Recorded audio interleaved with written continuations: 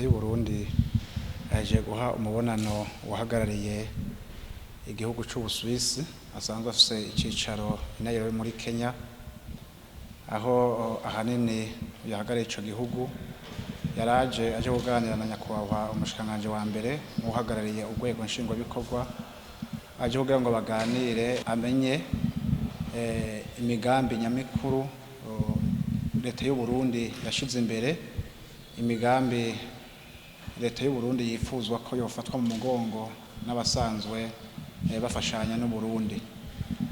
Igihugu cy'u Suisse rero yavuze ko gifise umugambi urimo gufashanya n'u Burundi mu bisata bitandukanye, umugambi biyumvira ko utangura mu mwaka wa 2025, akati rero kugira ngo iyo migambi yose tuyizane gufasha u Burundi nuko tubanza kuvugana n'ababijejwe kugira ngo tumenye aho Leta y'u Burundi yifuza ko abasanzwe bafashanya bayifata mu mugongo ko boheza bagashigikira.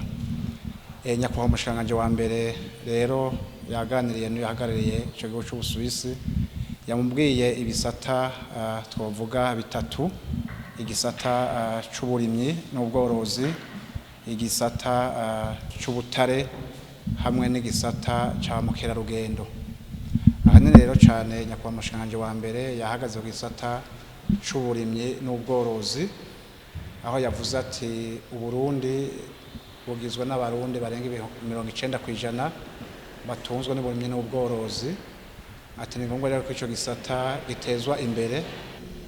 Yavuze ati biragoye ko cotera imbere mu gihe twoguma turima uko turimo no munsi, aho abavyeyi bacu abamama ari bo birirwa kwisuka, aho yerekanye ko igihugu gifise umugambi yuko ubwo burimyi butezwa imbere, ko hariho ibice bimwe bimwe bipfuza ko hakoreshwa bwa buhinga buteye imbere kurimisha amamashini.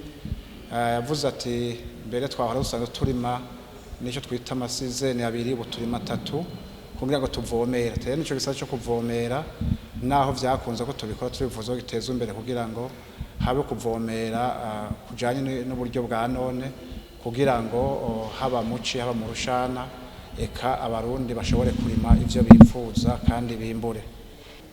Yanavuze kandi ko yifuza ko hafashwa no mu gisata c'imbuto, kuko ntawo rimatagira imbuto.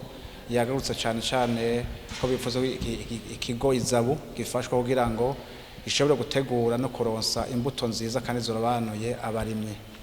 Yanavuze nico gushigikira vyimburwa njabuka amazi, aho bavuze cyane ikawa, aho mbere kandi twamenyeje ko nico gihugu cy'u Suisse gisanzwe ko kirafasha mu gisata c'ikawa biciye mwishira hamwe bita Sukafina Sucre Cafe Finance.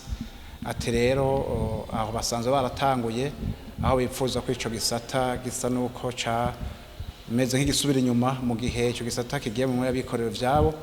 Ati rero buye no kukivyura kugira ngo akanovera k'ikawa yacu maze gaheze kazanira umwimbu umurimyi. Yanavuze ikerekeye ubworozi ko Leta yariko ishira imbere ukorora ibitungwa bito bito bitavuna kandi bishobora korohera n'umwene gihugu wese hashobora kugira ashobore korora. Yanavuze n'icerekeye guhingura umwimbu, transformation agroalimentaire. Ati nivyo biribwa nivyo vyimburwa iyo vyibarimye bakimbura bikaboneka ari vyinshi, tutavyihinguriye bigora kubika mageze bigaheza bikononekara. Aha rero yasavye ko hofatwa mu mugongo cakiko kizira kijeje kugenzura ubuziranenge BBN, kugira ngo ivyo vyimburwa be bihinguwe bimaze kugenda hanze bigende vyemewe mu bindi bihugu ko ari ivyimburwa vyasuzumwe neza kugira ngo biheze bigenda bifise izina ry'u Burundi. Nyakubahwa umushikiranganji wa mbere akenguruka yuko ico gihugu kitayengeshenije kuba hafi y'u Burundi. Mbere kuri benshi bazi ko bakiza ico gihugu ko ari igihugu kitize gihagarara mu bazana umuti mu gihugu.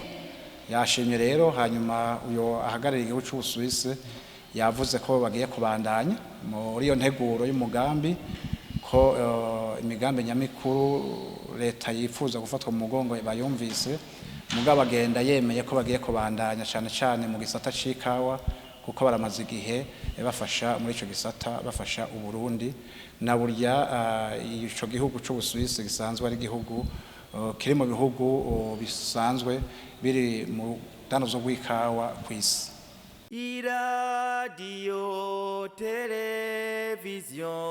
Television RTBB Nijwi ryiza ry'Uburundi bwiza